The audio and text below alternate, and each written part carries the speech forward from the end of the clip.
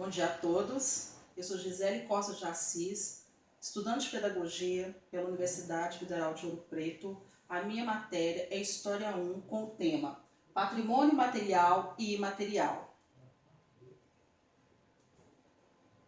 O termo é latino e significa literalmente pai de família. O que é patrimônio material? O patrimônio material são os materiais palpáveis. Aqui nós temos o exemplo, as pirâmides do Egito, a igreja de Ouro Preto, o Cristo e o Morro do Corcovado.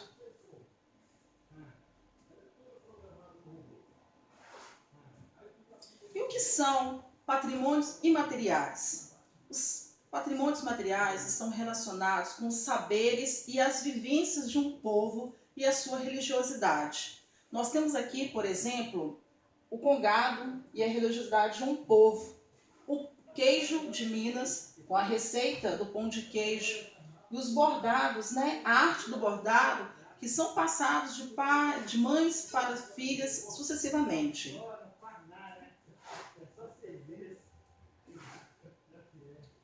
Quando preparamos o trabalho sobre patrimônio material e imaterial, nos remeteu a um fato muito interessante na região onde eu moro. Eu moro em Ribeirão das Neves, Minas Gerais, e aqui tem todo dia 28 de outubro o congado, a festa do Nossa Senhora do Rosário. Então, o trabalho foi desenvolvido a partir desse tópico, o valor material e imaterial do patrimônio de Ribeirão das Neves, com o tema a Capela de Nossa Senhora do Rosário e as manifestações do congado em Justinópolis, Ribeirão das Neves. Inclusive, vou disponibilizar pelo Facebook todos esses eventos, esses trabalhos que são feitos nessa região. São resquícios de um quilombo e a prática dessa festa, ela abarca muitas pessoas. O público-alvo escolhido foram as crianças, os educandos entre 6 e 10 anos de idade, sabendo que o aluno ele é o protagonista do saber e o professor o mediador. Então, esse trabalho foi desenvolvido de uma forma dupla, uma mão dupla de saberes. Quais foram os objetivos desse trabalho? O primeiro foi introduzir os conceitos de patrimônio no universo mental da criança, para que o aluno pudesse diferenciar o patrimônio material, que são os patrimônios palpáveis, dos patrimônios imateriais, que estão relacionados com os saberes e as vivências de um povo. Levar essa faixa etária de educando a diferenciar os dois patrimônios, como eu já falei, e a reconhecer a Capela de Nossa Senhora do Rosário e as manifestações do congado em Justinópolis e Ribeirão das Neves, como desdobramento dos conceitos estudados. O interessante é que algumas das crianças, posso dizer até a sua maioria, morando na região, não conhecia o trabalho desenvolvido pela Capela de Nossa Senhora do Rosário e essa festa.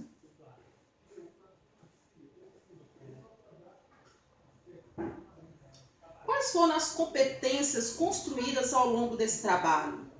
A principal é a proposta pedagógica, onde a educação patrimonial busca implementar atividades extracurriculares. É onde que a gente pode fazer correlações entre a matéria de português, a matéria de matemática e todas as matérias afins, com o objetivo de reconhecimento e valorização do patrimônio material e imaterial, na possibilidade de revitalizar a memória coletiva e a história local, reconhecendo-se como sujeitos neste processo, salvaguardando os patrimônios culturais e materiais da sociedade.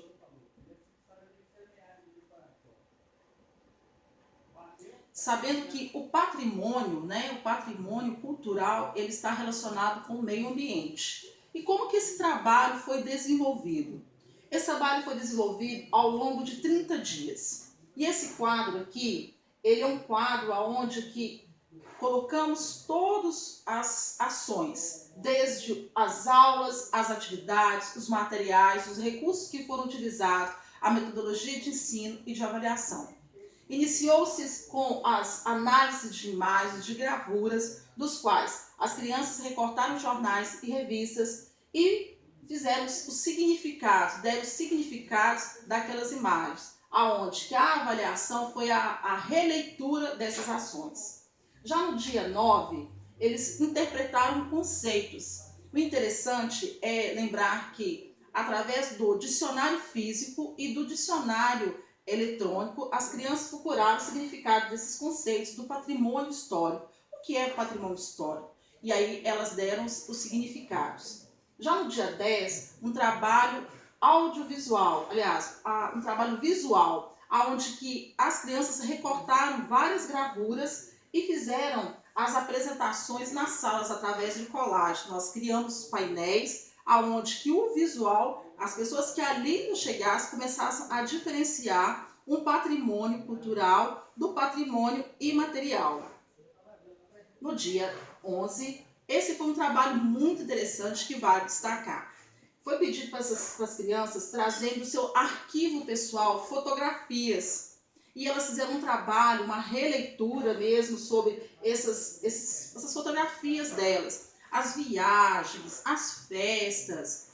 E em grupo, as crianças discutiram, debatiam sobre onde que tinham ido, as pessoas que tinham conhecido e compartilharam memórias. E essas memórias também fazem parte do seu patrimônio. E a forma de avaliação desse trabalho foi a construção de uma árvore genealógica. E dito de passagem que esse trabalho foi um trabalho muito bacana a ser feito e as crianças adoraram. Já no dia 22, nós fizemos uma revisão desses conceitos.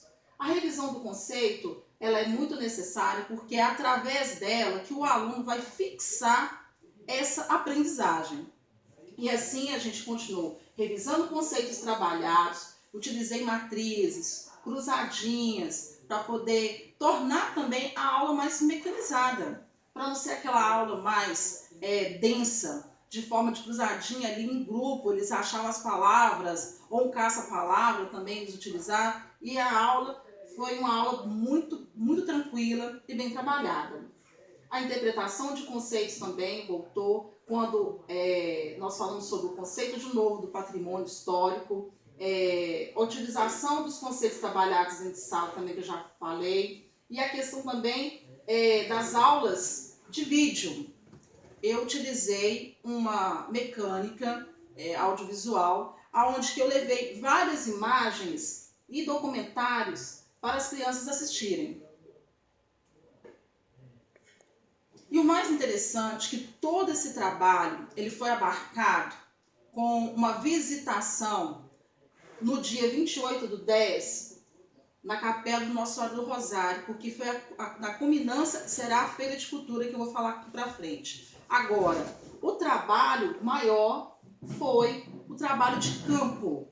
O trabalho de campo foi um trabalho onde as crianças puderam fazer parte dessa festa. Eles participaram através de um transporte, a gente levou essas crianças, elas participaram de uma forma muito interessante, levaram seus aparelhos digitais, as máquinas fotográficas e registraram do começo ao fim da festa. E essa festa, ela durou, durante a parte da tarde, e essas crianças registraram todo o seu trabalho. E como que foi a forma de avaliação desse trabalho de campo? A forma de avaliação do trabalho de campo foi através de relatórios, tá? E a segunda parte dessa questão do trabalho de campo, ela foi feita em sala. Depois de termos ido, visitado, participado dessa festa, as fotos foram levadas para a sala de aula, de modo que houve o compartilhamento dessas fotos em grupos e fazendo as releituras das ações daquele dia. E, em segunda instância, a construção de maquetes também foram através dessas fotos que eles tiraram. Cada grupo ficou responsável em organizar as suas maquetes para que na feira de cultura elas fossem expostas. Confecção, exercício, igual eu falei, exercício de fixação, análise, todos esses trabalhos foram voltados de modo a fixar esse conhecimento aos educandos. É válido lembrar que a criança é o protagonista do saber e o professor ali junto com as crianças, ele é o mediador. Elas trazem consigo as suas vivências, que é um patrimônio material, e essas vivências são compartilhadas na sala de aula.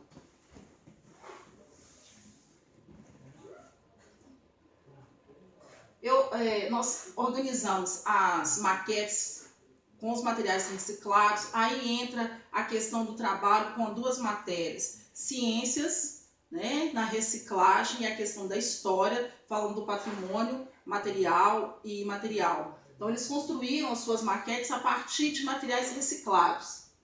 Vale lembrar, eu até pontuei, dia 14/11, nós trabalhamos com jogos da memória, que eles mesmos montaram. Nós montamos esses jogos, eles brincaram, porque o brincar também é o mecanismo onde que a criança também aprende, com a cruzadinha, com os jogos de memória, com música. Esse conteúdo ele vai fixar na memória do aluno de uma forma diferenciada também.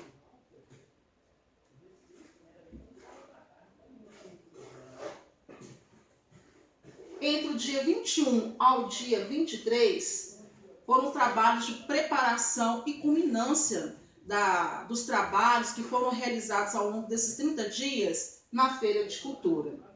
Então, na Feira de Cultura, nós utilizamos um espaço onde nós colocamos todas as partes do patrimônio material e imaterial e separamos ali um café da manhã, onde que trouxeram o pão de queijo, na representação do queijo de Minas, e as outras delícias, vamos dizer assim, de valores imateriais, as receitas, muitas fotos das questões de Minas Gerais, e as maquetes dos meninos, além das fotos dos alunos que houve na construção da árvore genealógica lá atrás, no comecinho do nosso trabalho, e de fato, o trabalho da Capela do Nossa Senhora do Rosário, que era o tema central do nosso trabalho.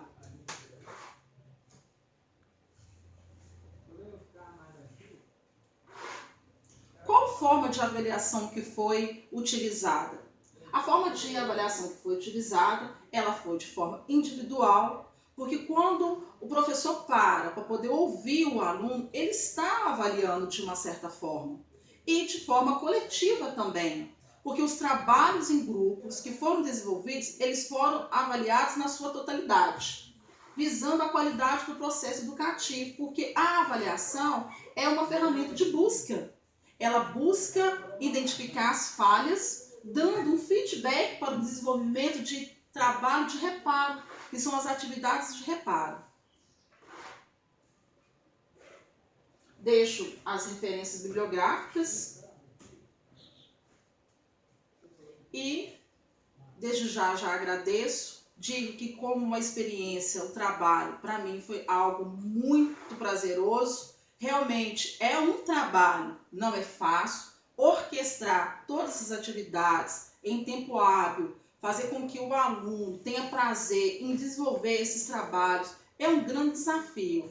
Mas eu creio que quem está na área da educação vence os desafios e abre portas também para novas etapas. Então eu agradeço, o trabalho foi muito interessante. Muito obrigada.